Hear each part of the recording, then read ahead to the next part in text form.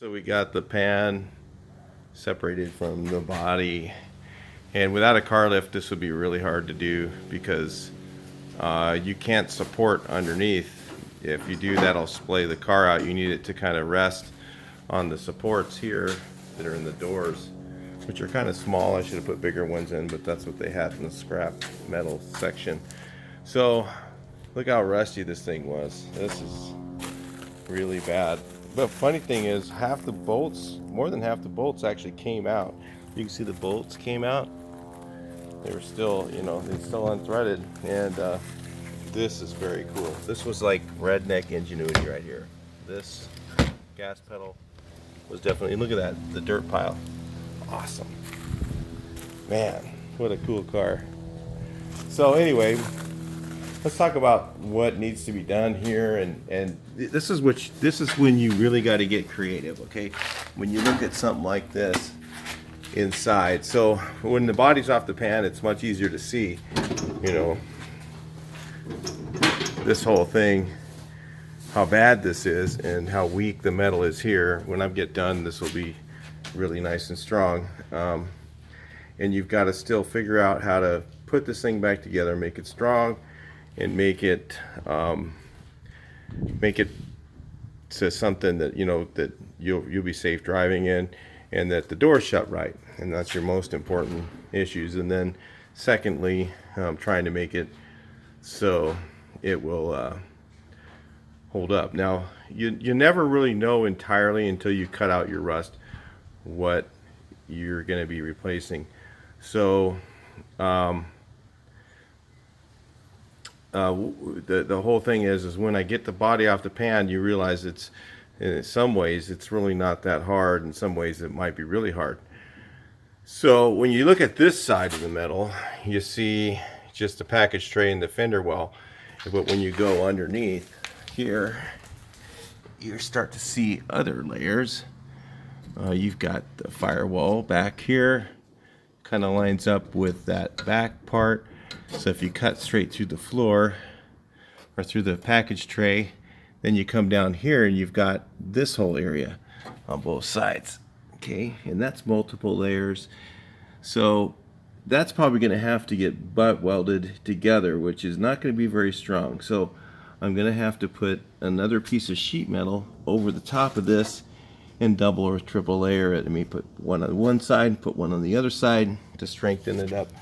Okay, so, and the quote-unquote original guys might not like that. They might say, oh, no, that's not the right way to do it because it's not original, But none of this is original once you've done this, because original is, again, start with the heater channels and start stacking metal on top until you have a car.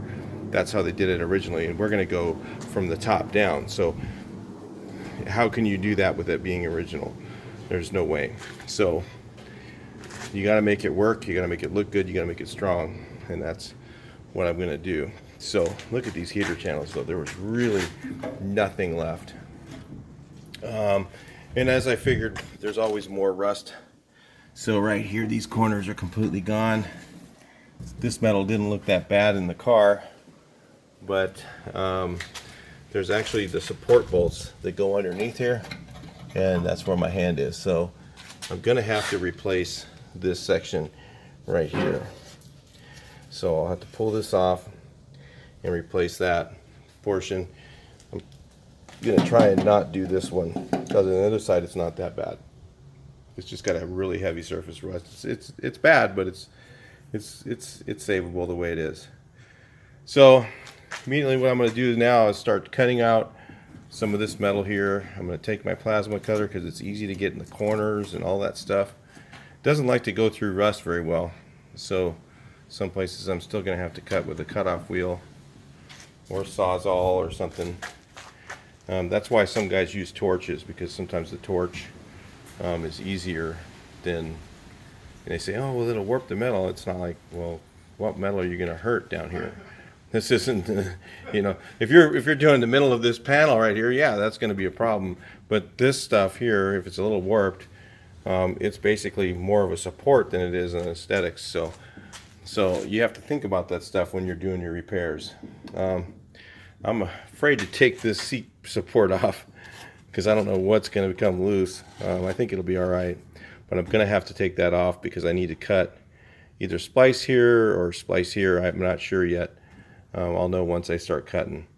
But I'm thinking what I'm going to do, I'm going to tell you guys a general idea. And this really won't be as hard as it might look because we have the donor car over here. We have that back half, which really made this a lot easier, I think. Is what I'm going to do is, remember, when you look at those both layers of metal, you have to think in multiples when you do this. But I think what I'm going to do is I'm going to cut right here, right around here, across the back, okay, and across here, and then overlay an inch of the old metal, the new metal over the old, so that this piece will kind of slide in like a puzzle piece. It'll just slide right in, right over the other one. So all this piece here will be gone. It'll be all the new car. And then somewhere in here, I'll lay one over the other. Same thing here, where it goes up here, I'll lay one over the other. And I've got it to get it to fit really tight because I don't want it to be much more than 1/16 of an inch different. So, you know, these are all things you have to think of, and this plan might change as I start to do it. As I start to do it, I might realize that, you know, I'm not going to be able to make that work out and still have the same distance I need. So, a bit of measuring to do, a bit of cutting to do, and a bit of planning to do, and then just hit it, just go at it, and then just improvise from there to get it to work. That's how you do metal work. It's not like you can just get out a cookie cutter and stamp it and make cookies. We have to like figure out how to, you know, instead of, you know, cutting cookies, just stamping them, you're gonna have to form them all together and make it like artwork, you know, like doing putty or something like that. Yeah, that's not the way. That's the way you do cookies when you're doing metal work. All right, so we got the heater channels. I got everything I need except for, doggone it, the first part I need, which is this piece, because I got to start from the front and go back. So the only thing I can really do now is cut it apart, and I really need to know what the new one is so I know where to cut to take that one out, because I may not end up replacing the entire thing. I may overlay a piece. I may, you know, I always look at everything. People sometimes they think, oh, you got to cut it at this seam right here and then replace that metal on that seam. But sometimes that's not the best repair. You know, you're doing a repair. It's not like I said, it's not a cookie cutter repair. Everything's a repair. So you got to figure out which is the right place to do it. Like when I cut these out, I cut them above the heater channel because I'm going to overlay a piece of metal, and then I'm going to spot weld along here, and I'm going to spot weld the other one in on the other side, and it'll be really nice and strong. So, you know, those are all things that I think about before I start cutting. So anyway, this is the car off the pan. You know, it's a nightmare, but it'll be fixed. You'll be surprised. It will be running again. This car will actually see the road. So anyway, I'll talk to you in the next video. Please like, share, and subscribe.